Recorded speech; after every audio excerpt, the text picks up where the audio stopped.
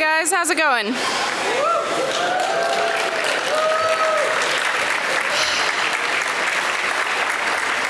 Thank you. I've done absolutely nothing but stand at a podium, but I really appreciate it.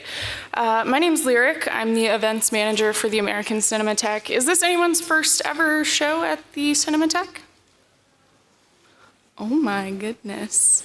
Well, very brief shameless plug. We do events and screenings like this all year round. We're a year-round film festival and a 501c3 nonprofit. So if you want to see insanely gorgeous art direction and set decoration on screen 365 days a year, consider becoming a member. I want to thank all of our members here, as well as of course, the Art Directors Guild and the Set Decorators Society of America. I also want to get a quick round of applause for our guys in the booth today. It's Sam, Spencer, Alejandro.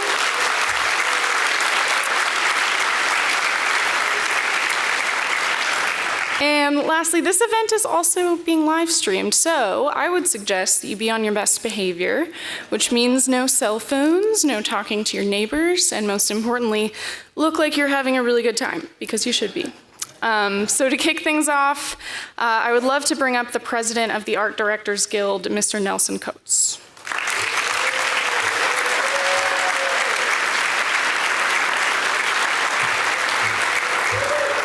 Good afternoon and welcome to the Egyptian and to the amazing event that the art directors do every year. It's super exciting to have you here for our production design panel of all of our Oscar nominees who are all here, and you're going to learn so much. It's really exciting. The Art Directors Guild is the preeminent organization for production design in the world. We represent 3,300 members in 4 major craft areas: illustrators, matte artists, scenic title and graphic designers, set designers and model makers, and art directors and production designers. Those amazing, talented people are doing work that is just basically changing the visual narrative and how we think about ideas, how we think about concepts, how we recognize culture and people, and just basically the best visual storytellers in narrative design. You're going to hear from some of them today, the amazing Oscar-nominated panelists that you're going to hear from. And we're at a very big inflection point in our industry, and I want you to realize that these talented folks are real humans doing real work, real design on every visual detail that you're going to see in their films. There is not plagiarized generative AI. These are real ideas that are coming from our artists. So when you acknowledge their work, know that they're the ones who actually did it, they and their amazing teams. This is one of my favorite events of the year, and I'm so glad you could be here and learn from these professionals. And to help us guide the conversations and get us through the day, we have Thomas Walsh from the Art Directors Guild, who started this event many years ago. And with the Set Decorators Society of America, we have the amazing, talented Jan Pascal. So I'd like to...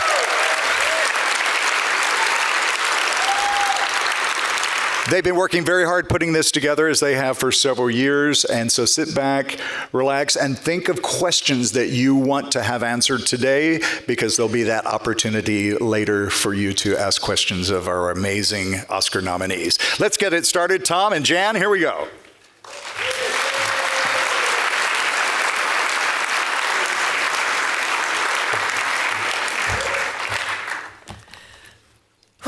Welcome to all of you who have an interest in celebrating the art of these fantastic people. Their work is amazing. This is a particularly interesting and varied collection of films this year. And what really struck me, and I think we can all gather some validation from this, is that this year many of these films were done in collaboration with directors who wanted to capture as much in camera as possible, which is such a gift to all of our craftspeople.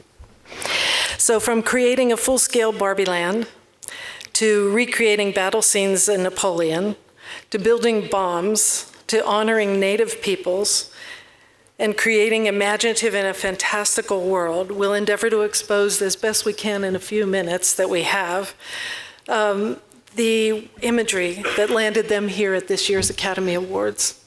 So I'll turn this over to Tom, and then we'll bug everyone with questions.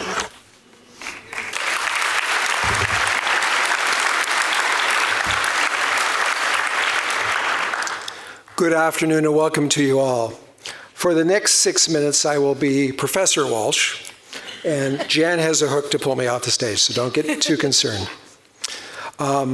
First, a few opening thoughts directed primarily towards the young, aspiring designers, decorators, and students amongst us today. As they said in the church of my youth, first you get the word, then you get the wine. So right now you're getting the word. Bars later. Today's word is a brief introduction to the origins of our profession and the challenges that lay ahead. In the beginning, you worried yet? In the beginning, the first motion pictures were simple and naive documentaries about life as it was.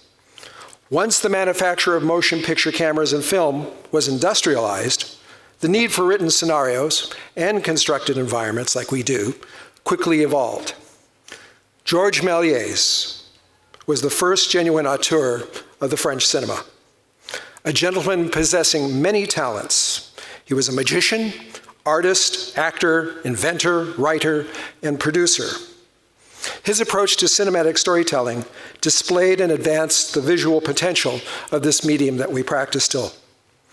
Being a director and a designer in the theater, Méliès was among the first to comprehend and capitalize on the potential of art direction and costume design in the making of his films at his little glass studio in Paris, beginning in 1896. So began the era of silent films, which during its first 34 years thrived, combining exquisite photography, exceptional design, pantomime subtitles, and musical compositions for the making of motion pictures. This new cinema was considered valuable enough to be called art. And it was during this first era that the art directors created a craft and defined a profession. Since its inception, art direction, which in 1939 was rebranded as production design, what a silly name, was renamed and a primary essential purveyor of imagery for the cinema. When discussing the making of films, direction, cinematography, editing, and design should always be viewed as the four foundational partners in the creation of motion pictures. Though creative equals to cinematography and editing, art direction and costume design have never been valued or compensated as their equals.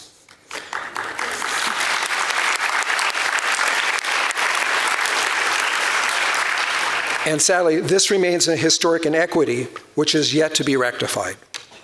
One can only wonder why these two critical professions remain undervalued and an enigma to the film scholars, producers, studios, and audiences. The answer to that, a designer's focus and energies are directed towards the immediate challenges and the process.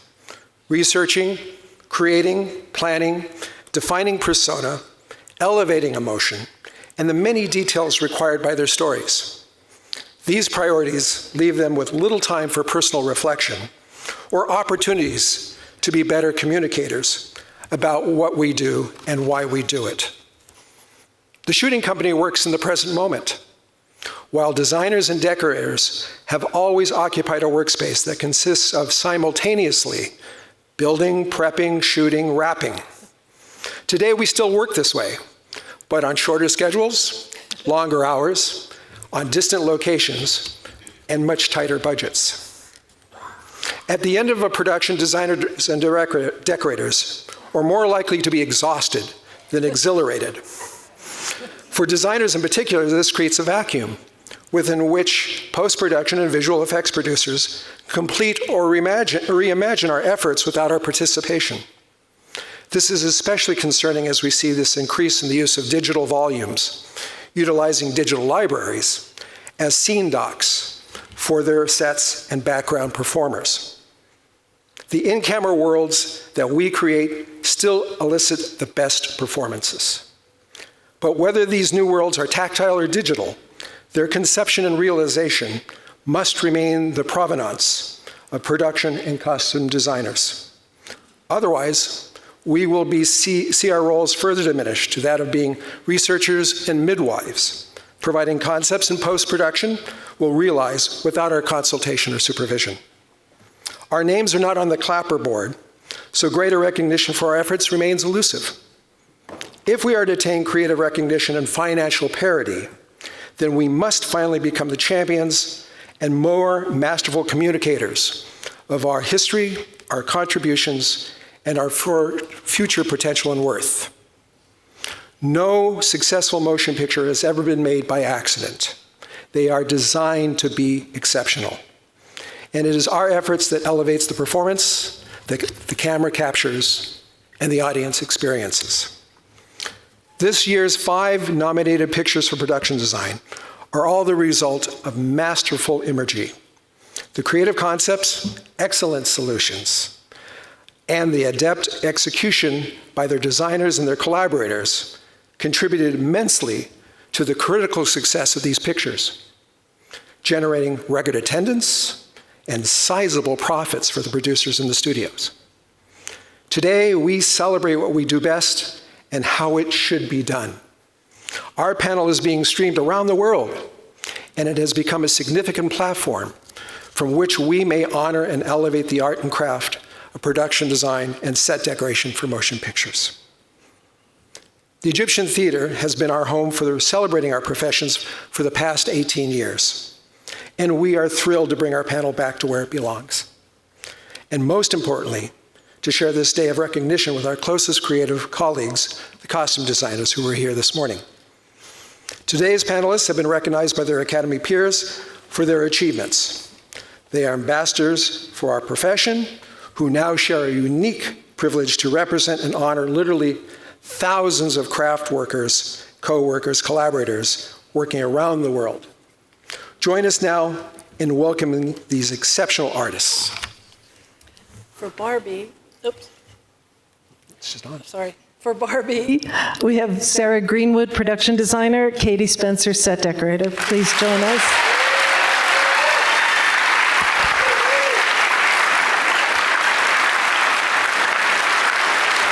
No, stop.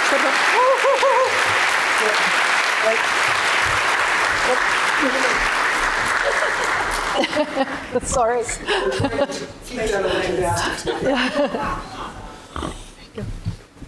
You don't have to sit.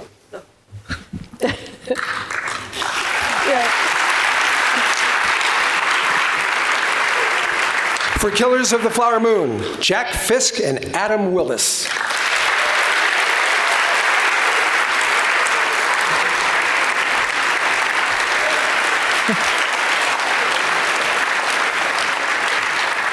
For Napoleon, Arthur Max, production designer, set decorator, Ellie Griff.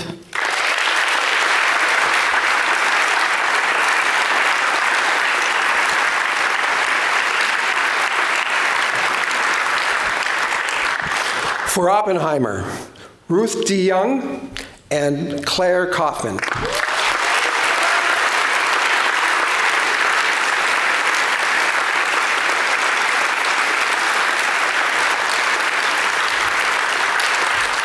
And for Poor Things, we have today our production designers, James Price and Shona Heath. Our set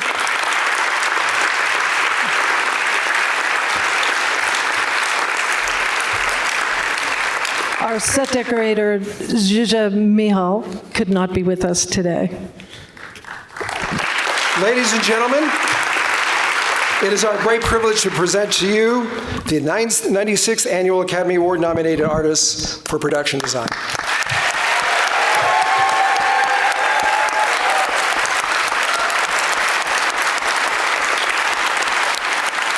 Panelists, you can take your seats again, and we'll get on with the show.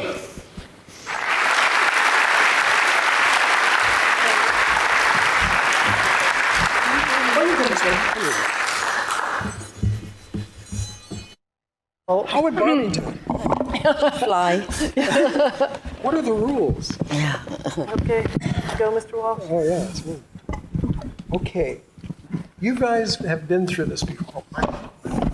I should, naughty me. You guys have been through this drill before, so it should be like riding a bicycle, I hope. Want to talk about origin. My favorite story for you, question for you guys. It's sort of the elevator version, of course, because we only have 15 minutes. But what or who might have been the most important influences to you, or how did you sort of get from there to here? What was your journey to become what you do and what you love to do? I think basically I was just good at art and not very much else at school. And then, theatre design, which was amazing, fantastic grounding. And then I went to the BBC television, which was in the UK an amazing training ground. I think we kind of caught it at the tail end as it was kind of dying slightly, and then left, went freelance, and became, production designer. That's very simple, quick elevator. Yeah. Katie? I think for me, I loved stories and storytelling and reading, and I wanted to work in theatre. And so I came in and worked in theatre. Then I thought, don't really want to work with the actors so much anymore. And so I then went to the BBC and trained there in television, and then went into film, and Sarah and I met at the BBC, and we just sort of progressed through that, didn't we? 25 years ago. Yeah, that's amazing. You two are such an amazing team. You've worked together almost exclusively. Katie ran away a few times, right? I always came back. So aside from draining the entire world of pink paint, there's quite a lot to discuss about Barbie. But can you begin to tell everyone how you started to wrap your mind around toy and Barbie Land and what to create for Barbie Land?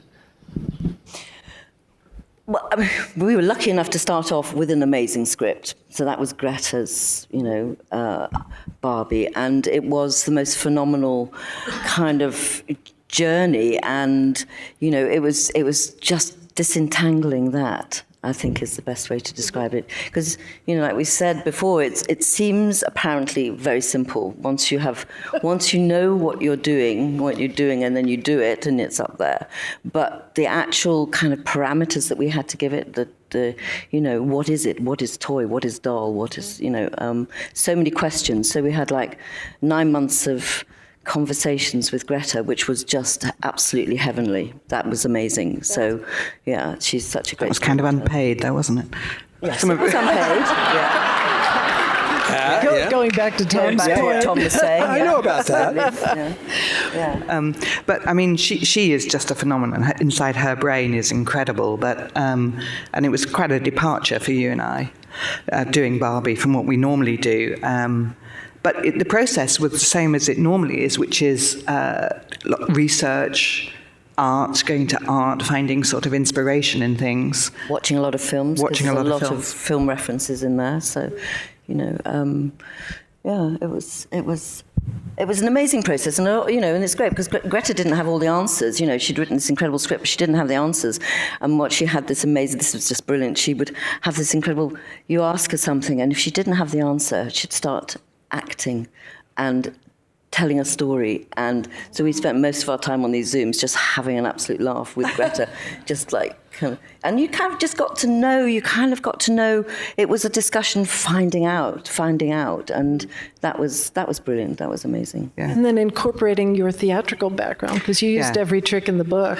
Yeah, I mean, it's kind of it's interesting because we both, everybody here probably loves doing more things in camera than in anywhere else, but the transitions in that, I think you probably described them best, Sarah, but it definitely led on our theatre background, didn't it? Yeah. I mean, it was like, what are they? What are these transitions? You're ripping the space-time continuum, which of course isn't true, And I think the key thing that Greta said in one of these many conversations about what it could be was she says, but they only go at 7 miles an hour. And it's like, right, okay, so then we said, well, what things can go slowly? And hence how we arrived at the succession of kind of travel. But it was 7 miles an hour. Suddenly it was like, aha, and... But there was all sorts of different stories, because one, we wanted like Ken to change his clothes, to try and dress like Barbie, and all sorts of things to go through the transition. So we probably ended up with the right one. That's the sequel. That is That is the sequel. Now, that segues into the more, because we all have to make choices and decisions. But with that, you have to set up some rules and guidelines for what the world of toys is versus the world of reality and how they intersect. I'm serious, what kind of guidelines and rules? Did you come up with some sort of a Bible of what do's and don'ts in Barbie world versus the real world? Yeah, and it was interesting. One of the first things we did, we have, lots of visual references and things, and it was kind of very much juxtaposing Barbie, our world, and what we felt it was going to be like against the real world, which was LA. And, we talk about it being the reverse Oz, because, it's interesting because you always think of kind of LA being colourful and bright and sun or whatever. But in fact, when you compare it to what we did in Barbie Land, it was kind of quite different. So yeah, it was kind of... Yeah, but once putting those rules in place, putting those parameters really helped. Because it's knowing what it's not as well as what it is. And they were as simple as, no black, no white, no chrome, no patina, all of those rules. And also Greta, one of the very kind of, Wayne Thibault, your amazing artist who's recently died, I think, is from California. Mm-hmm. His paintings. And of course, you look at those paintings and there is no black or white. It's all in the color and things. So, this cake painting became like really kind of critical for finding our way through it, And also this idea of a hermetically sealed box. We talked about a box a lot, and in fact, at some point we were going to, the site was going to go up and was going to come across. We were actually going to have it in a box, and then finding the dioramas and the whole sense of space and, diminishing. So it was finding these clues. And once you have you can answer any question, but don't ask me because I can't remember. But you can answer any question about Barbie Land. Translate it. What would it be if it was a toilet? What would it be? We don't have toilets in Barbie Land. No one dolls poops. Dolls don't go to the loo. No, dolls don't go. Yeah. So how did you decide, again, it's depicting almost real life in Barbie world, but translating it to toy. So I remember you talking about the size. My favorite thing, sorry, I'm digressing here, but one of my favorite things was the closets where it looks like the card that you bought kids in the store, where the costumes were displayed, but also all the accessories. How did you... Well, that was something, and also talking with Jacqueline Duran, the amazing costume designer who, and talking with her, and we're all talking together, is that Barbie is always accessorized. If she's going to play tennis, she has everything. If she's going, wherever she goes, she has the complete accessory. And then it was the playing with scale. So we knew that the houses were going to be 23% smaller, and most things were going to be kind of smaller, but we weren't shrinking the actors. But in the closet, and this was a revelation to me, of course, so the lipsticks grow, things like that, like the hairbrush, so they're about 11 inches. Because just if you imagine you're playing it as a child with a toy, if you gave the child the lipstick in relation to the size of the doll, then they wouldn't be able to pick it up. It'd be tiny. So then you play. I know. And so that then it reinforces the idea that, Barbie is a toy without forcing it down your throat, because she still walks like a human and everything. But so that was in the wardrobe. And so the wardrobe was a tricky thing. Actually. And the morning routine was fantastic. The opening the fridge and the graphics. The graphics were just amazing. Yeah, the graphic department. You had a huge team because you pretty much had to make almost everything. For Barbie Land, we either made or painted everything, and so it was a relief to get to Ken when he brings things back from the real world. But the team on the whole of it and everything, they were really the best. They really were. being a lover of the scenic, and also the lover of in camera, and of which you see this movie, and you don't realize how much is really in camera, right? In terms of your environments. I mean, there's skies that are put in and things like that, but the world around Barbie Land is all painted and constructed, right? Yeah, and the extended world was miniatures that Even better. were a joy because they are in effect like dolls' houses, and the scenic art. I mean, is just second to none, and to see scenic art as scenic art as well was fantastic, I absolutely love it, The Mount Rushmore was fantastic. Yeah, lots of versions of that. Take and put that up at the How big was Academy. the brush, Sarah, that the scenics use? To paint the mountains, which were 35 foot high, the mountain range, there were two of them 25 foot high in front. The brush they used was like, That's the bristle. As it should be. And it was just like, the alarm of kind of seeing the ginger base and the kind of purple, and you just go, okay, this is going to work. Well, that's my case. Yeah, it did you work. just have to trust in those that know they are better. phenomenal. Yeah. Yeah, but the color palette is extraordinary. Has Benjamin Moore tried to license your palette? I mean, it's the range of colors. I just like to see it in its own book. Yeah, no, I know. It's, the colors, we've all heard about all the colors and things, but it was, you kind of knew it. There was a sweet spot. You just knew it. And what was great was that, the uniformity across the whole, or every department, we all had a palette and we all, Jacqueline evolved it, either side. And it was just, it was great. And, there's a real joy to those pinks, actually, I must say, and I'm not fed up with them, actually. But you do go a little bit pink blind, don't you, after a while? Yeah. Katie's brought it back. That's a receding pink now, so That's a tasteful pink. Yeah. I loved looking at some of your behind the scenes things with in the transitions. You had tulips on a conveyor belt, which was brilliant and hilarious, and the bicycle, the Will Ferrell's. Yes. Yeah. Yes. I love that. And the waves. And the waves. Yeah. They were on literally a machine that But that is such an ancient kind of theatre thing. It's from the all Baroque theatre. theatre. It's the helix, the spinning helix.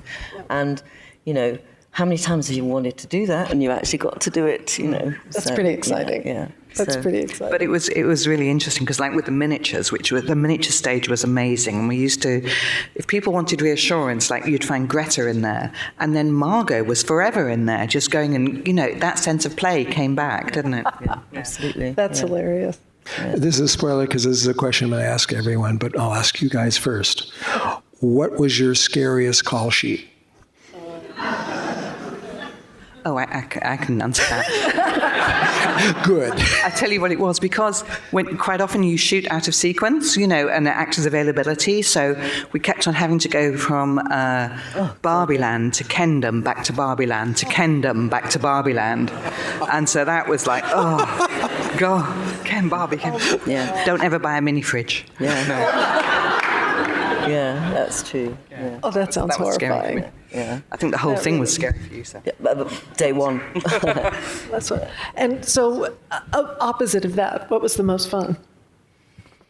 I loved the Dream Ballet. That was just phenomenal. And it came about by kind of default because we all knew that the set that we were on, the beach, couldn't sustain a whole third act. It was just like we couldn't build a bigger set. So.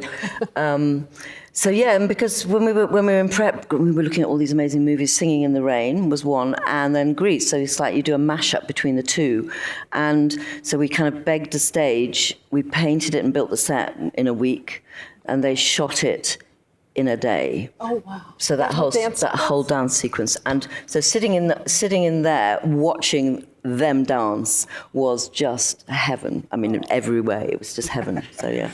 And that's impressive considering what else the universe that you built. So pretty impressive. Yeah. And I would say about that stage, it was seamless. I don't know how you were able to keep it so smooth and even. I didn't see a seam, a paint mark. It was just flawless. Yeah, well, not me personally. But yeah.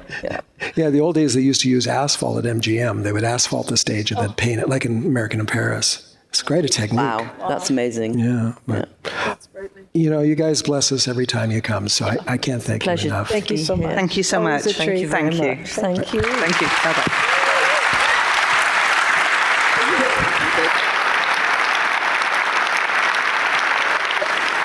So could we set up for Killers of the Flower Moon, please?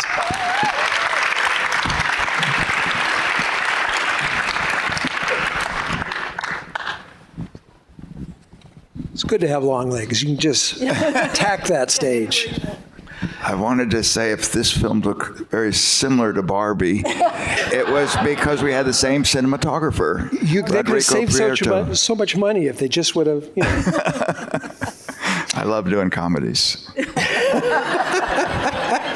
Yeah, you got a rich collection of comedies in your background. That's for sure.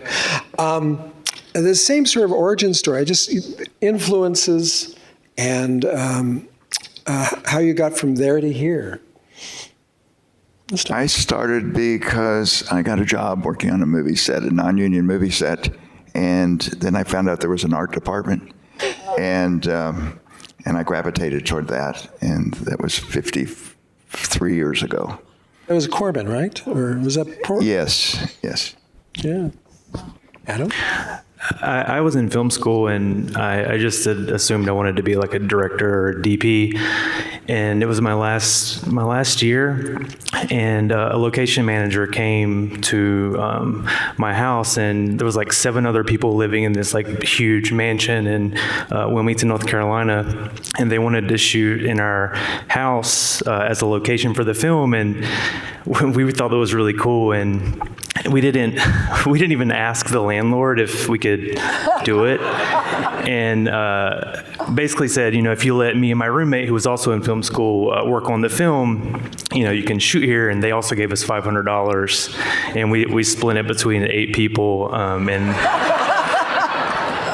on that film, I was put in the art department, and my roommate was put in the grip and electric department. And within, 2 weeks of being on the film, the designer, had me doing my own sets, and I was just the PA.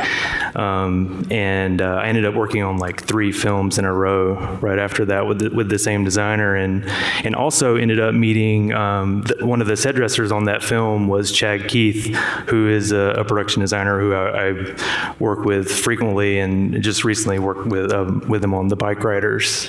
But yeah, that's kind of how it all started. Yeah. That's probably the most unusual. Yeah, they shot in my house, and now I'm a set decorator. That's great. I love it. But getting the period details right is hard enough. But then honoring a whole culture is even more of a challenge. How did you arrive at where you shot and tackle that? Well, we were very fortunate to be able to shoot where the story took place, but the first complication that Adam and I had was to understand the Osage.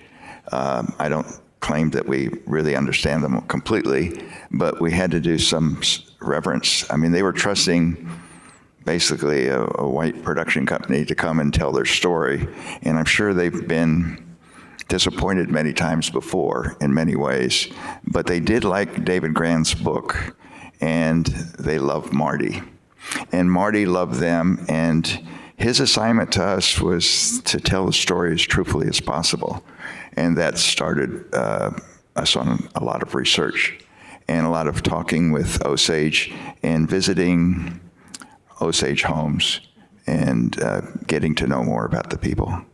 Isn't that the most exciting part of what we get to do? We're invited into people's homes to research and really find the true selves of the subjects. I agree. It's amazing that if you mention the word movie, people let you into their home. Generally. Except in Los Angeles. At least in Oklahoma. In Oklahoma, they were just so innocent. Formerly. Jack, there's something that I see a through line in all your work, which I just find refreshing and inspiring. You know the work of the artist Andy Goldsworthy, Works of Nature? I do. Yeah. Well, I think you're the Andy Goldsworthy of production designers because you use nature and landscape and environment the way a painter uses canvas, and it's a through line in all your work. So, what in that? What's the little spark in there that we should all recognize? I love nature. I love being outside, and I like finding films that won't put me on the soundstage for 3 or 4 months. So I think it's that love of life, people, and environments. Well, it's like even building those houses. You went out in the middle of a farm and said, well, this would be pretty good here, right? And we can put some oil wells over there. And, it's that power of a production designer of looking at nothing and seeing everything, all the possibilities. And I think you embody that. Yeah, it's a little bit like God. Well, there you go. We sort of imagine what way it might be, and then, like kids, we just go forward, not knowing we could fail miserably. But thankfully it didn't. Right? On this one. Now, along those lines, trains don't still run to, it was Pawhuska, where you shot? Pawhuska. Trains don't still go there, right? No, we had trouble finding a train station, and the closest one I found was about 5 hours away that would work for our film, and that wasn't even right. And to shoot there, we would have to drive the crew out, give up their homes in Pawhuska or Bartlesville where they were staying, and get new hotels out there. And I was able to convince the producer, and he understood because he thinks in terms of money, that it was actually more beneficial for us to build the train station in Pawhuska and put in 1,600 feet of track to put our train on than to move the company around Oklahoma.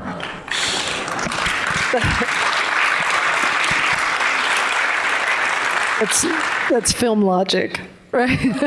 Yeah, and you say film logic, but producers don't always work with logic.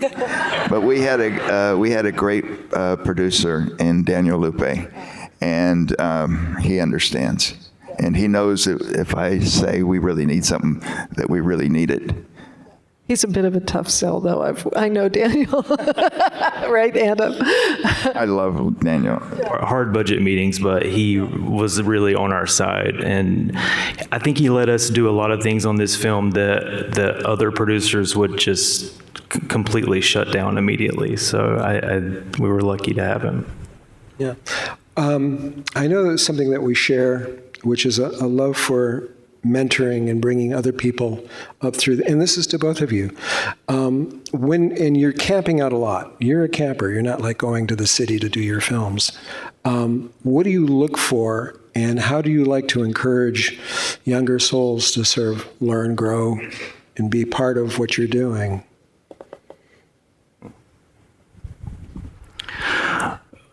You go first. I hope I understood the question. I was hoping to get some guidance. Well, the value of mentoring. Oh, this year, a great friend and art director that I worked with for about 8 years is nominated for Oppenheimer. Well, there you go. That's more exciting than my nomination for this to me, because I've watched her grow, and she was a natural, and she worked hard and was inquisitive and anticipated. And I miss her dearly being in the art department, but I'm so happy for her. I don't think you're getting her back. No. Though it's a great busman's holiday to be an art director for a production designer that you admire. For me, I just, I try to get people that work for me on the same page as me, and I feel like I like to do things sometimes a little bit different, just in terms of, I try to think about, like, is shopping in ways, like I love shopping where I am. I don't like bringing things in, from LA or New York or wherever. I like to try to make it as organic as possible. I like to buy way too much stuff on like Facebook Marketplace, and I'm always like sending trucks 5 hours away to get things that, really when they end up in the movie, it's important. Like, the pool tables here, we got from a collector in Kansas that was like, it was like an 8-hour drive from us, and we just happened to find this guy because we've set bigger parameters of like where we're getting things from, and we're just riding around in the middle of nowhere and meeting people. And I feel like a lot of times whenever you start a film, it's hard if people are used to working a certain way to really understand your process. And I try to get people to be on my wavelength as quick as possible. And I think after a couple months, people start to like it and appreciate it, and it's like a mix-up for them and different than the way they're working. So hopefully I've inspired people that have worked for me to think about doing things a little bit differently. I just want to say about Adam that he's more than you might think of a set decorator. We worked on a film together where we went out and looked for locations, and his crew, even on Killers, built all the native structures and the still, and we're always ready to participate in any action that would make the film better. That's always great when you have a great crew, although my lead man, Tony, is here, and I know that you made him cringe when you said you sent a truck 8 hours away. But look at those pool tables. They were incredible. Oh, my God. And they're real. They're from... They're real Brunswick tables from like 1916, and there's like 8 of them in there. It's crazy. That was actually one of my questions. Where the hell did you find those? It's a collector in It was Kansas. Amazing. I'm going to hit you up for that one day. But I want to talk a little bit, speaking of pool tables, perfect segue, thank you, about how you arrived at that being the gathering place, the pool table and the barbershop, and because that's a great story. Yeah, I've told this story before, but I grew up in a small town in Illinois of 425 people. And when I was a kid, I would go to the pool hall to have my hair cut. So when I read this script, the first thing I thought, there were two sets. I mean, there were many sets, but there were two that stood out, was the pool hall and the barbershop. And I got an idea to combine them like I remember them in my childhood. And Marty loved the idea. And then we had an idea for the set, and he wanted a bigger one. And we found an appliance store in Pawhuska, and we were able to go in, gut the drop ceiling, take all the paneling off the walls, the carpet up, and any partitions, took them out. And we got the 12-foot walls and clear story windows that became the bones of our pool hall. And the plus was that it looked out onto the 2 blocks of street that we were dressing and fixing up. And the ADs were so smart that whenever we shot there, they would call 300 extras, 60 cars, and there was always action going on in the background. And it was almost like an aquarium where these seedy guys would be watching all their victims and sort of planning their crimes. And it turned out to be just a wonderful set. But It was a really combination potent. of all of us. Yeah. And Adam, all those storefronts, inside and out? Are you Well, dressed? not inside and out. Like, in my budget meetings, Daniel Lupi was like, we're never going to see these interiors at the end of the street. I can hear Daniel's voice. But we still basically did it all the way down, but we did it in a simplified way it still could look great. You could get right up on them and shoot them. But that was definitely, getting that street ready was incredibly difficult, because we actually, we found like an awning company. Well, the thing was, when we were doing the research, we saw all the awnings that was in the town. Yeah. And, we were like, how are we going to do this? Because they need to stay there for a long time. It's in like a tornado area. And so we found this company who could actually construct these awnings for us. That they had like a warehouse with old parts and pieces of awnings just that they had collected, and then we found another company that had a warehouse with old awning fabrics, and so we kind of connected the two, and we built all those awnings and actually attached them to the buildings, which was very scary, and it was hard, and we were all just like, oh my God, are they gonna last? But they're still up now. They kept them up. But a mix between that, doing all the storefronts, and actually drilling into the concrete sidewalks, installing the entire run of the power lines, and having that ready was very crazy. And dressing all the upstairs and like with all the lighting and hanging all the There's no end to doing stuff. a town It's a until big the set. budget says there's an end. Yeah. Worst call sheet. I found them all exciting. I don't remember a worst one. Just to be working on a film with Martin Scorsese was a privilege, and being trusted with the Osage Nation story was a responsibility that I guess a lot of us in this business just strive to do good work and to do better work, and that's the way I looked at it. I mean, I guess it was the first day of shooting. I was just really nervous, doing a Martin Scorsese movie with Jack Fisk, and I was just, we'd spent so much time preparing and thinking, and then just like, the day that we had to execute it wasn't very. I didn't sleep hardly at all that night, but I think we started out on a good first day. Love Adam. And I have to ask, again, conversely, was it fun to blow up a house? It's on. I don't know if this is working or not. We weren't able to build up a house. APA wouldn't allow that. Marty had written the script that the house blew up off camera. You were in a bedroom of Molly and Ernest, but we found a house there that we liked that matched very closely to the Rita and Bill's original house, which we had pictures of from newspaper articles. And as we were negotiating to rent this house, I asked the location manager, just ask him if we can blow it up. And I thought I was joking, but he came back the next day and they said, yes, you can blow it up. But then, Apple and the neighbors didn't really want an explosion right there.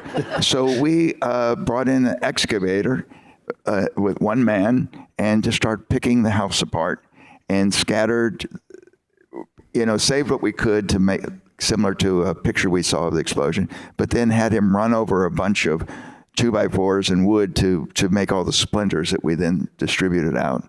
And it was really fun, but it was an illusion. There was It looked great. It worked. But that house, it was crazy. One night, one evening, me and Jack was scouting that house.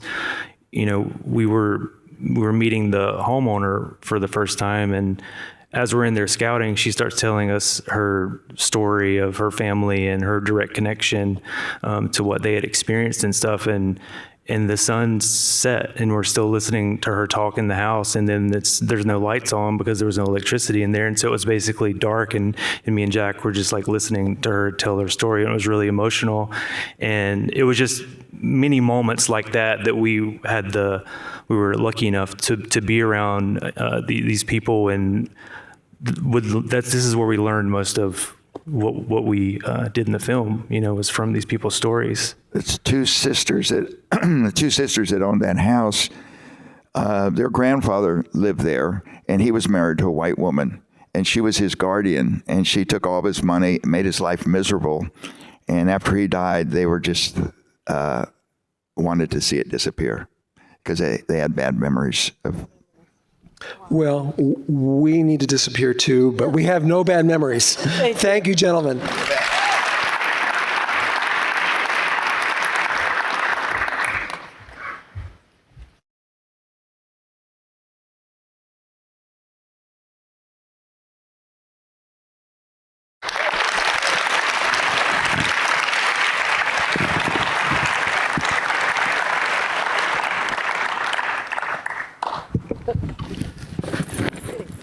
Well, that was just another day at the office, wasn't it? Pretty much. All right, the origin story. From The origin story. Not to undercut Jack and Adam. The first production design I ever did was in 1969, a little place called Woodstock. Raise your mic up a little bit.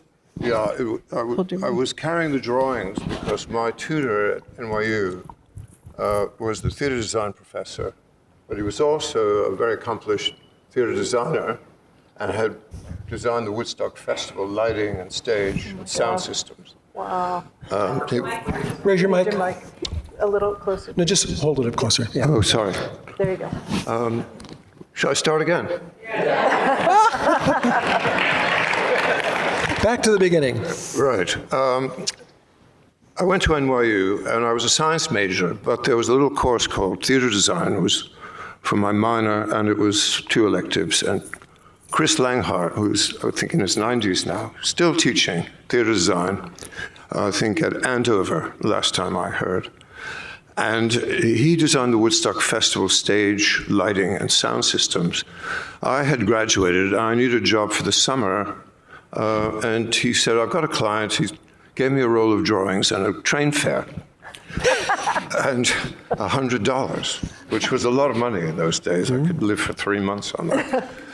And still closer? Yes, please. Oh, sorry, I'm going to lean back so it's there. It's a lot easier. Is that okay now? Yes. Thank you. And, okay, so I delivered the drawings, and Chris had told me they may need some people to work on the festival because they're behind schedule. They had had an injunction to stop the festival by the town of White Lake, who didn't want all these hippies running around. But Max Yasgar, you may have heard the name, he's in the song, gave his farm, which had a natural amphitheater as part of it, and that's where the festival had to move, so they needed a lot of labor. I delivered the drawings, and I asked for a job, and they said, what can you do that's fantastic? This was my interview. And I said, everything I do is fantastic. And that was my first assignment was to, they had some Indians from, I believe, New Mexico, who were staying in the local hotel, and I went down there to meet with them to discuss the design of their village, because they were going to do music and dancing. And they were watching a basketball game, and had Beatle haircuts and Jose Feliciano wraparound sunglasses, and said, oh, whatever you want to do, man, it's cool with us. Just give us something with a circle. So that's my first production design. Amazing. And I went from there. Amazing. And it continues. And it continues. Yeah, I think this is my, when did I start properly, was I think 1984, to be honest, as an assistant to Stuart Craig on Greystoke. And 84, so what's that, 16, 24, 40 years. This it's been a life on the road. So the reason I kind of had this sequence playing is because it shows all the departments collaborating on an enormous scale, and Ridley found that there was this incident in the Battle of Austerlitz. It wasn't the whole battle, mind you. This is just a little part of it, because we're dealing with scale now, and hundreds of thousands of soldiers. We had 500 between the Austrians, the Russians, and the French, in our case. There were many other countries there, but I think Ellie had enough to do with just those. Yes. So, Yes, that was obviously we cover all the horses and carriages and any other extraneous dressing.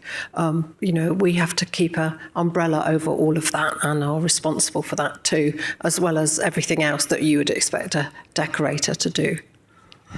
Ellie, it's a little bit different here. And that was one of my points, is not only did you do all the tents, but you did all of the dressing of all the horses. You made quite a few of those, is that correct? And you also had to change countries. For each campaign, you changed all the horse dressing. That's right, yes. Yes, we're lucky. One has to bring an art director into your department to deal with all that, just so that you can measure time correctly and schedule properly and make sure that there's a correct allocation to get round all the commitments that you're responsible for. Lots and lots of research, obviously. Luckily, it's a period that's well represented in fine art and painting. Yes, we have multiple different countries and tribes to reproduce. And for those of you that haven't heard it before, we did, for the horse dressing particularly, we did 700 independent sets, which, with that, its own standby crew and trucks and, people, and working with the horse team who don't provide that, we do.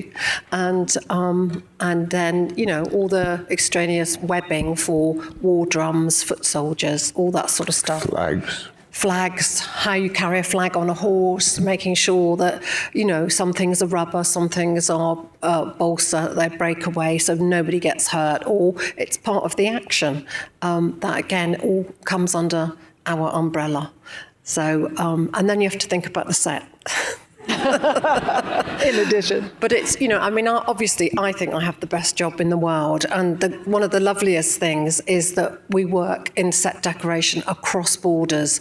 So you're working with the public, you're working with suppliers, traders, boffins, nuts sometimes, and from anywhere up and down the length of England, Europe. We reach out far and wide, and, similar, we do send trucks sometimes for days, to go and get something that I've stamped my foot about, and we meet the most amazing people, and it opens up an infrastructure that just adds to the art that you're doing. Ellie, just quickly, how did you get this job?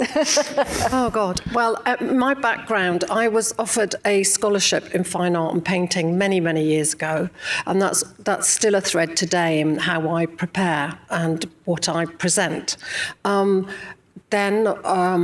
I did theatre design at the Central School and worked in the West End theatres throughout my entire time there.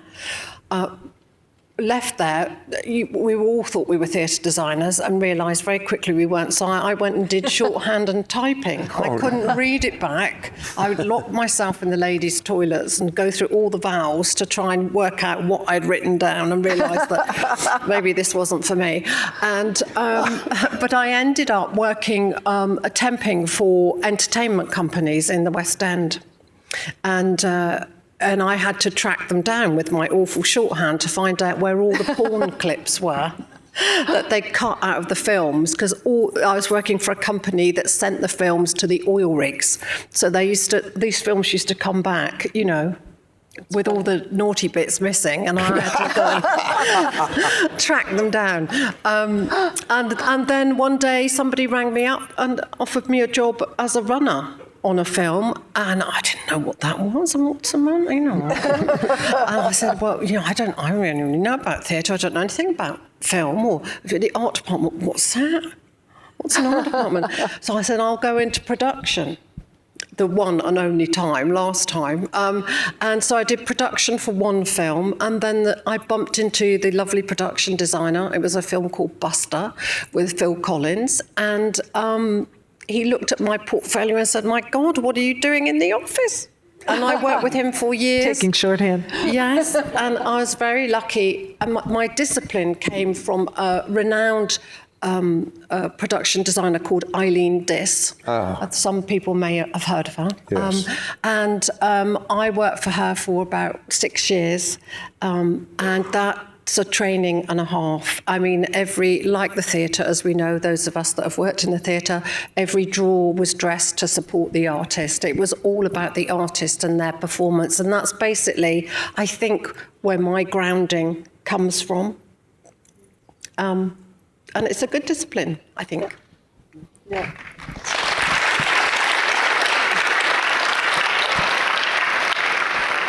Me? Yep. So let's go back to covering the battle scenes. Oh, yes. So how did you plot all of that out? And I understand that there were often quite a few cameras involved. Yeah, I mean, Ridley is very impatient because he wants to get on the next one as quickly as he can. And so if you're in a bathroom, you have at least 4 cameras. And the sequence you saw, we had 12, including aerial, drones. And so you're covering a lot of, territory. The location side of things, because I wanted to talk about that, there are 2 locations there spliced together, because we needed, on the one hand, for the ice lake, we needed a very, very flat surface, so we ended up using an abandoned airfield. Well, it's not quite abandoned, but they used the taxiways to test cars on, and the rest is all flat as a pancake grass. And on 3 sides, there's just natural overgrown hillocks, very low level, like a cyc of natural trees. So I thought this would be a good start, but it was not nearly big enough for Ridley.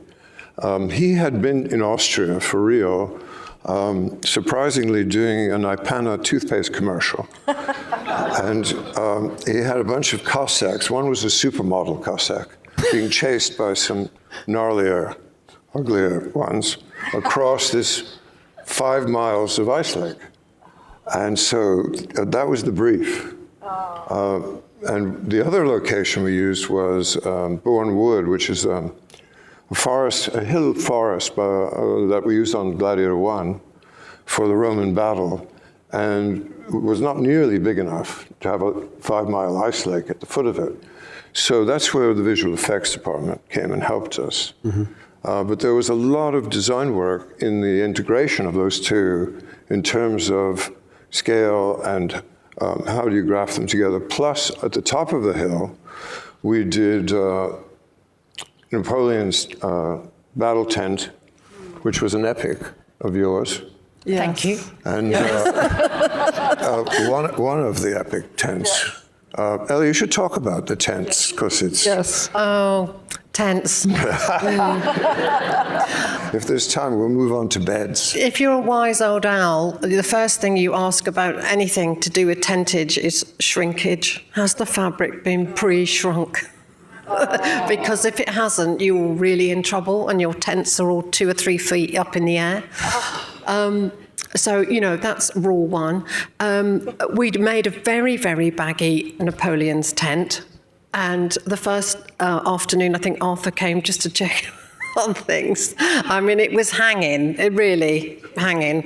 And it didn't go down very well. Fortunately, it rained overnight. And in the morning, it was tight as a drum. The movie gods smiled at them. So you have to factor in the shrinkage. Is it better to pre-shrink it or shrink it on the frame? Which way are we going to go? And of course, he mysteriously pops up just when you're not expecting him and you really don't want him there. Suddenly, Arthur's here. So. It's a gift. Well, we built the whole town. There was nothing there but grass and tarmac. And there's snow. Sorry? Was there snow? Oh, snow, yes. We also built the treed island that you see in the beginning from scratch, just to give it a focal point. Otherwise, it would have just been a big expanse of nothing. Then we built a very large underwater tank there in the grounds. So there's a lot of excavation going on. There were no workshops available for that set because it was very remote. And so we used to get the tools out of the steel container storage units that you see on the back of trailers and build in the landscape from scratch. It was you know, what everybody enjoys in the rain and the wind. And the snow. And then we redressed it later on in the film when they were retreating from Moscow, and we clad it all with Russian detailing, added a few bits and pieces, and then we burnt it down, which you have to do once you build something in this. Well, I think I can guess what your favorite call sheets were. You know, astroliths or coronations.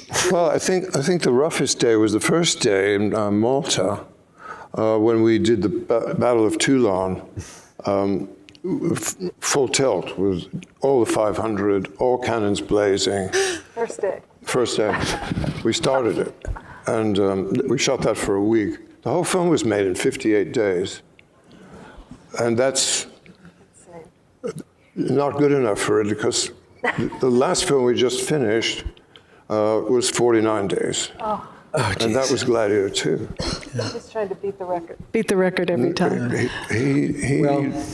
He's the consummate filmmaker. He wants, you know, efficiency and density of detail and innovation all together in a hurry. So it's pressure, isn't it? It is. It still sits with me, my worst day. And we were at Blenheim. I'm allowed to mention Blenheim, I think. Yeah, Blenheim's okay. And, certain locations don't want to be named. And the producers are getting more and more anxious as increasing amounts of furniture kept coming in, and to the point where they, you know, where could they put the video city, and where could the, you know, where was the camera crew supposed to store all its bits, and, you know, they wouldn't, no matter how much we pleaded, reschedule 4 parties. 4 full-blown parties in one day, and we had 2 rooms to play it out in, and a whole entire unit, and it was pouring with rain outside. So when they were we established one, they shot it, and the minute they'd shot it, we were in there, you know, turning around for the next one, and trying to move the unit from where they were and shuffling them down corridors past lovely antique French furniture. And the producer's saying, what is all this stuff? Why do you have to have all this stuff? I said, well, you're about to find out.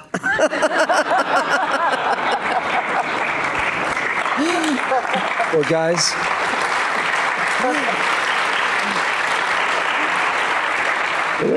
we could go on for days, but we have to go. Oh. But Thank you so much. Thank you.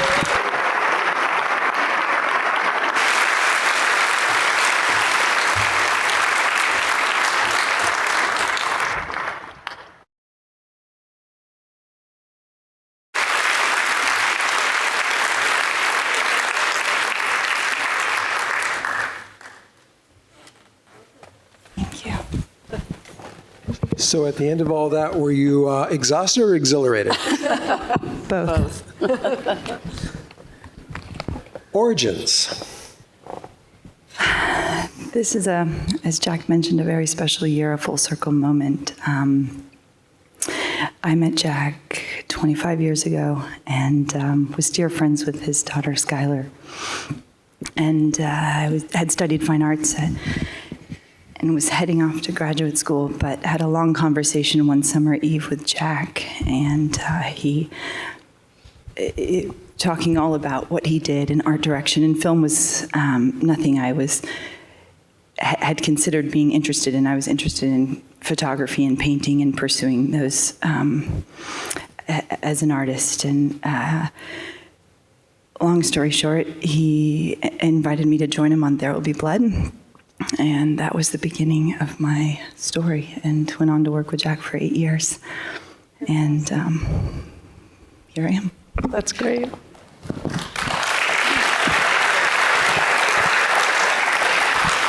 Claire.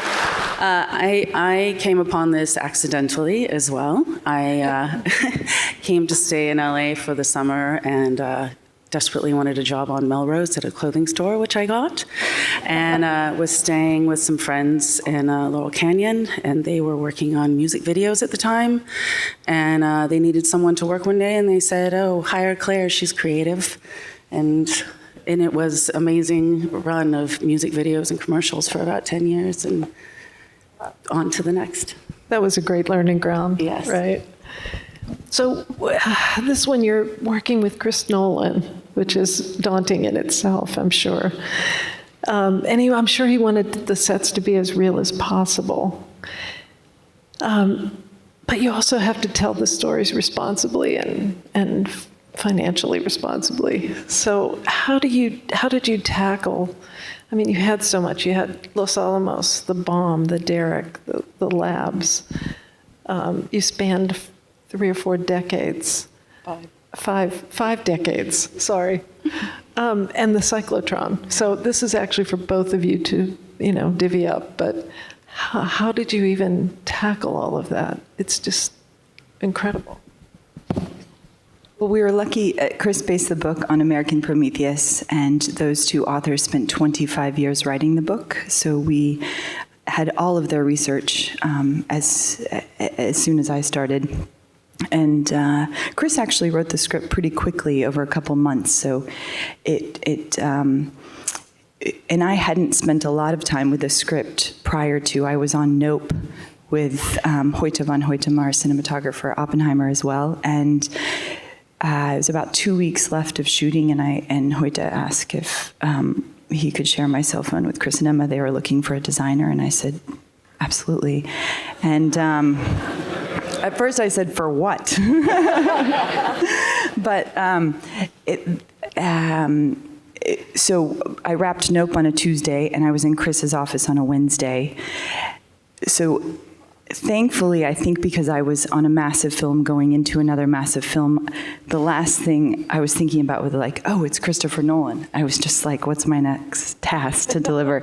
And Chris and I dove in immediately and spent about 8 weeks together alone with no other department heads, just he and I, talking about the design, the ethos, the look, exactly what we wanted this film to evoke, to be. Simultaneously, we began scouting across the U.S., walking kind of all the Oppenheimer stomping grounds, going to D.C., New York, New Jersey, Berkeley, all across L.A. And we began to build a Bible and put the film together. Simultaneously, we brought on a researcher immediately, Lauren Sandoval, who a lot of you probably know. She's absolutely incredible at what she does, and she was so important to Chris and I, her work and what she delivered. Also Killian and Robert Downey and everyone. She was finding old speeches and clips for them to see how they moved and talked. And but we covered our art department house, floor to ceiling, this 2-story house, in the entire research. And then at a certain point, Chris came to me and said, we now need to divorce ourselves from the research and design our film. He said, I'm not interested in making a documentary. I'm selling popcorn. He said that. And we talked about this being an American Western, and the story of that forever changed the world. And that's where, when Claire came on, she was handed this Bible and continued on. And so that was essentially where we started. And you just sort of, Chris and I kept it a very organic process, and we followed our gut. And choosing locations, we just listened to our heart and our gut the entire way. Which allowed us to pivot if we needed to, which was beautiful. So you're never getting too hung up on something. And Chris often told all of us, props, set dressing, art department, he said, and costumes, I don't want to be precious. I don't want this to be precious. And I want to be able to cross these 5 decades seamlessly, and I want this film to be timeless. So that was our task at hand. And then Claire, just finding all of these, I mean, there was a lot of scientific, real items that you had to find. How did you tackle? Honestly, we made a lot of the machinery, and we had great research, and I had the art department draw them up, and then it was just a matter of finding the wires and the knobs and the dials, and it was such a wealth of information. And, you know, there's so many, we were lucky enough, you know, we started in New Mexico and then they went on to New York and then we came back to Los Angeles. And, you know, working in LA is just such a blessing because there's so many great resources here and so many great vendors. And so I was really lucky to be able to be here to do a lot of it. Okay, we're going to conclude with the scariest call sheet and the aha, the most happy moment. Well, it wasn't a single call sheet. It was a situation that arose.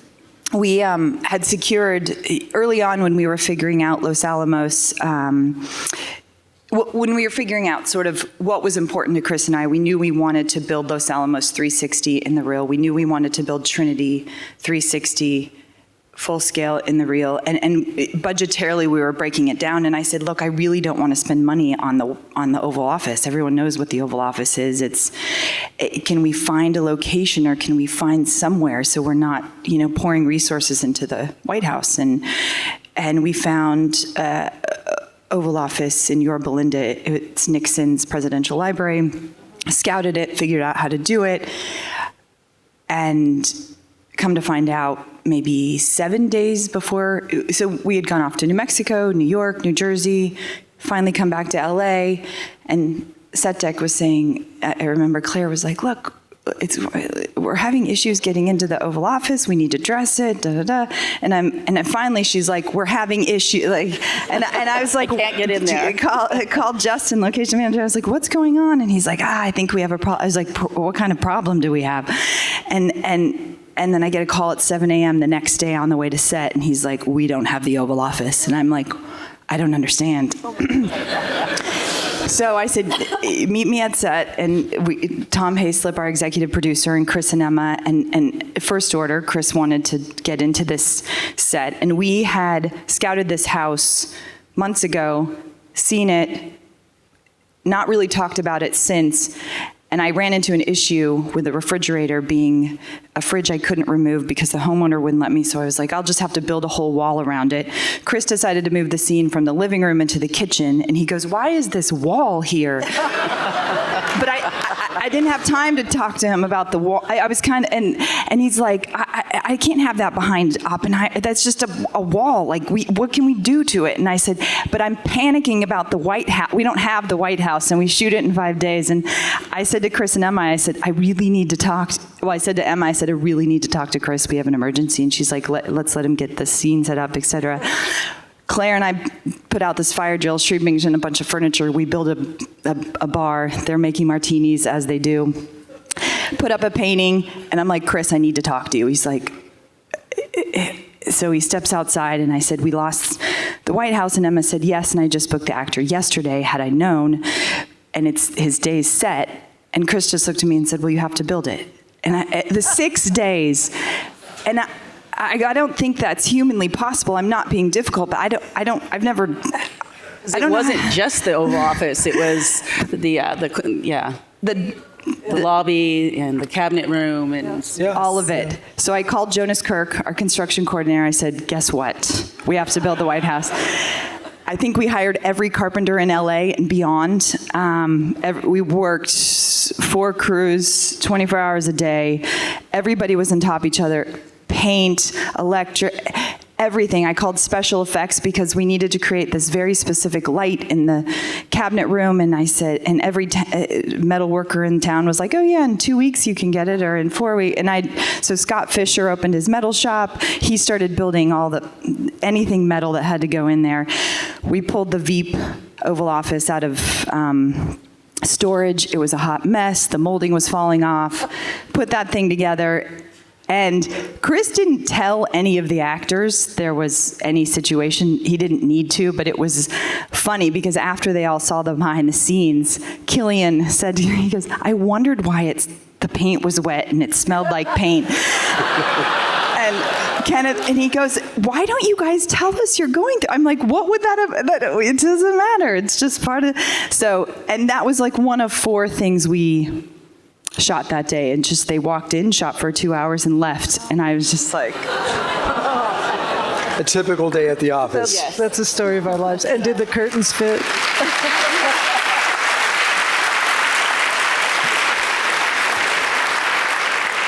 I think we have to go out on that story, but it's a great ending. Thank you. Thank you. Thanks so much.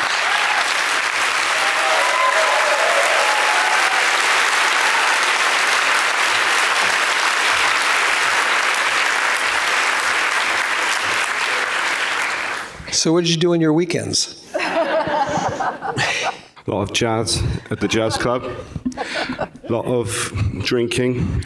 It's a bit like that scene at the beginning. Is it the beginning of Apocalypse Now where, oh God, who is it? Martin Sheen?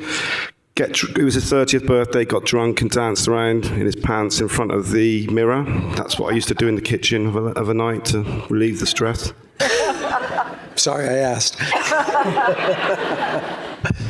So, Shona, from then to now, what was your journey to get here? I suppose mine was a bit unusual in the fact that I don't come from film, so this was my first film with James. I started in fashion, which came from actually a love of the Flower Fairies. That was my first, I suppose, moment where I was inspired by these sort of fantastical costumes. I think costume probably was the thing. And then when I finished college, I worked for a costume designer for 2 years, and then thought, I quite like this, but I think I want something a bit bigger. And then started to do sets for photography out of paper. And it just sort of snowballed through window design. And then I met a photographer, Tim Walker, who I work with a lot. And then things just have got bigger and bigger, and then met Yorgos and James. Wow. James? Oh, okay, so when I left school, I was going to be a stonemason, which is something you probably don't do in this country because you don't have old buildings, no offence. But 20 years is our limit for old here. So, but that fell through at the last minute. I was 16, it was 93, and I went to art college because I was really dyslexic. And after a couple of weeks being at art college, we said to the tutor, what are we going to do now then? I thought I'd go back and do stonemasonry. And he's like, well, I'm hoping you're all going to go to university. And back then, it was a great time to go to university. It was the 90s. You were at university in the 90s, yeah. So I went and did an applied arts degree, and that was brilliant. And then somewhere along the line, filmmaking and set design kind of revealed itself that it might be a possibility to do. And of course, I went to London, like Dick Whittington, looking for the streets of gold, and I realised I had no skills to get into an art department. So then I went and did a master's degree, which was amazing, at Kingston University.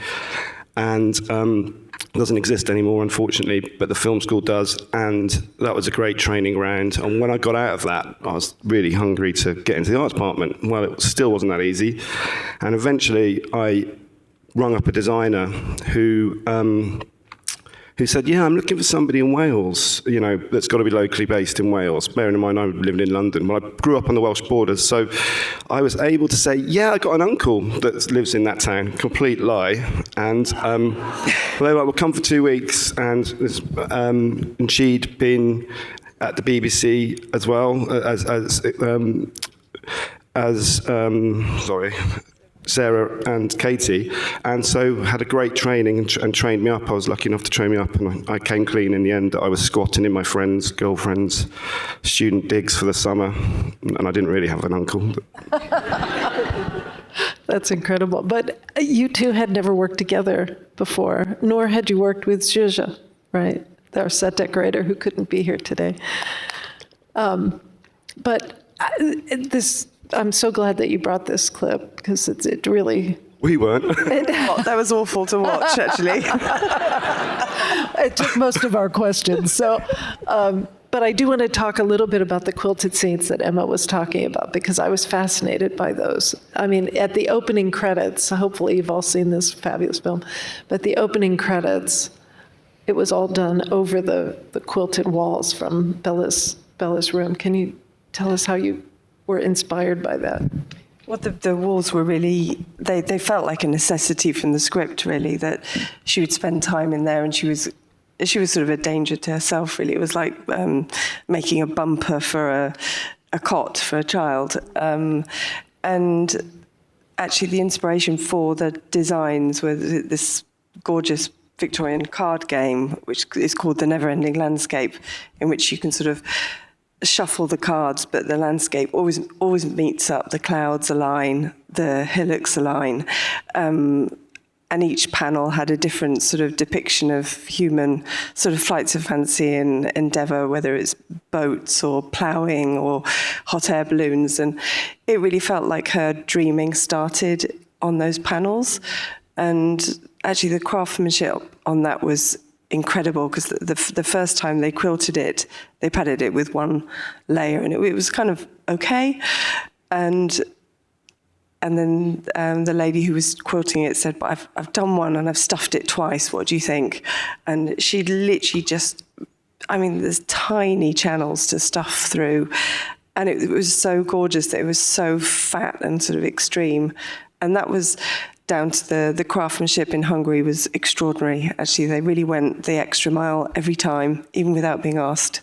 I used to feel guilty when I walked into that workshop, because there was 5 or 6 of them for days. It felt like months, just stuffing, extra stuffing in the back. What have we done? Well, the whole film is a celebration of craftsmanship. I mean, there's so, just watching the design reel, all the trades that you brought together that had to work obviously long hours to create all those details and for an in-camera show.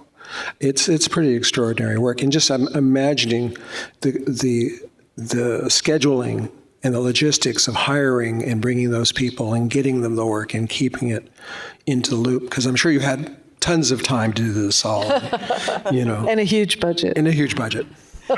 Well, we did, compared to every other department, it was really, the whole film was built around us and realizing this world that Yorgos wanted to create, and that was what was incredible about working with Element and Searchlight, was that they gave us way more of the budget than traditionally would be given to the art department, because they believed in us. But it was also a massive responsibility, because you're like, man, if we mess this up, this could go really bad. But we were lucky enough to have a great lead art director in Hungary, who really picked and knew the art directors and which art directors to put on each set, you know. So you kind of, the style I like to do of running an art department is, it's a football team, or a soccer team, as you guys say, and I'm the coach. We're the coaches, and you empower and bring everyone along. And it would be one of the things we used to say to people was, look, in this film, you can't even take the sky for granted. We're going to design the sky. We're going to be very particular about that. Why are we building this high? Nobody builds this high anymore. We do. We're going to do it. Once you get people in and bring them along, then that was quite a joyful experience. Good.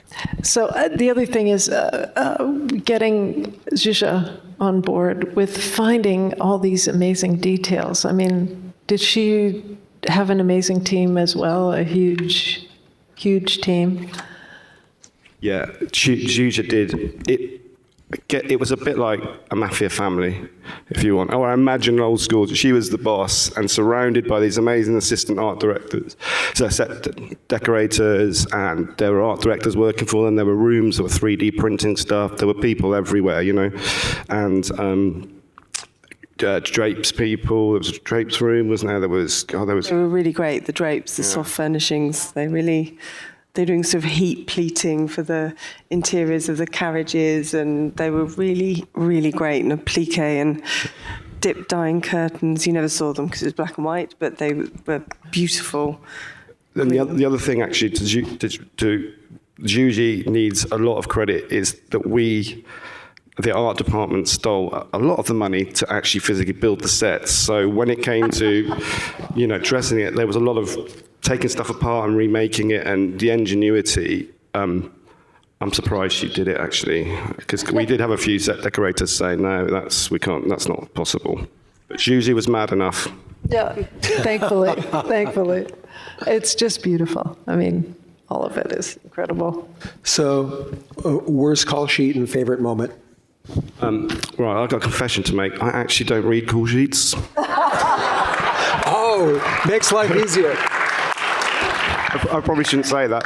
I have a one-liner which I look at, can't read a full flat. Do you call it a one-liner? Schedule. Yeah. And so if anything changes, I kind of rely on my standby art director and anyone else to tell me, like things like call sheets have changed. You know, they have a tendency to change the all the time. So yeah, I think they're overrated really, but I don't know what. In this modern world, I don't know why we're still doing it. But the worst day, I can tell you what, there was a black. Actually, it's funny how time erodes this day, because I can't remember now, it was Black Wednesday or Black Thursday? But there was a moment where the wheels were coming off pretty spectacularly everywhere. The supervising art director was having a bad time, and Lily was having a bad time, and we were having meetings just to like figure out where to go. And of course, this all happened just as part of the day, and I was suddenly thinking, shit, it was impossible. I thought it might be impossible, and it really is impossible. And then we had a show and tell for the reanimation scene on Wrap that night.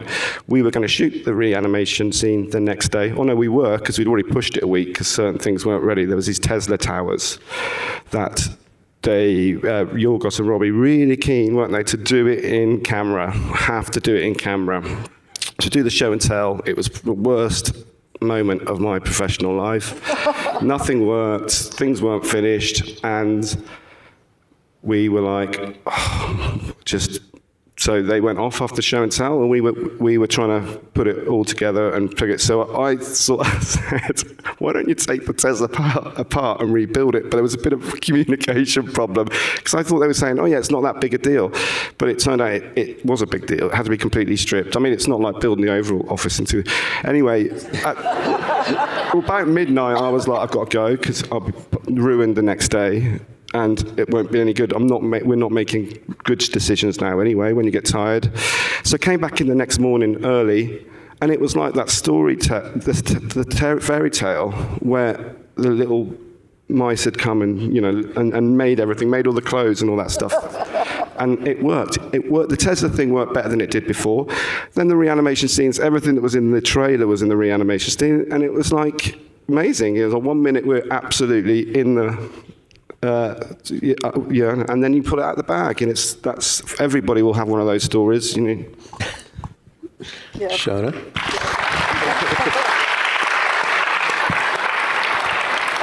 I think the best moment for me was Bella cycling around the hallway in Baxter's house. We'd specially built the tricycle, which was an oversized one to fit her as it would a child, I suppose. And we didn't really know that she'd be able to cycle it so beautifully, and that the turning circle would make it into the dining room, round the table and back round. And it really, I think that was a sort of a moment of joy that it worked, and some more magic happened with, you know, the house was great, and the cycle was great, and obviously Bella was extraordinary. So I think that was the best moment. That's great. Well, our best moment is having you here with us today, so thank you so much. Thank you.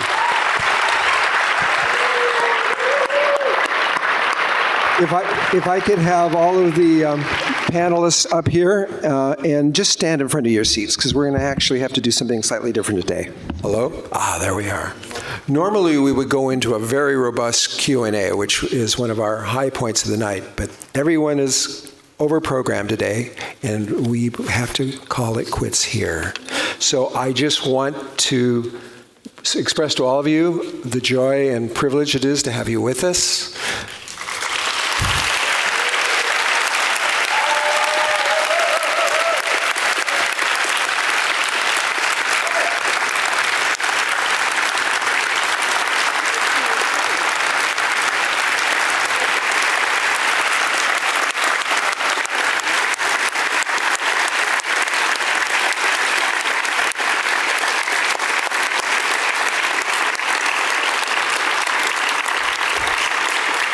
And in terms of our thank yous, we thank everyone who's made this possible, and please join us again next year for another chapter.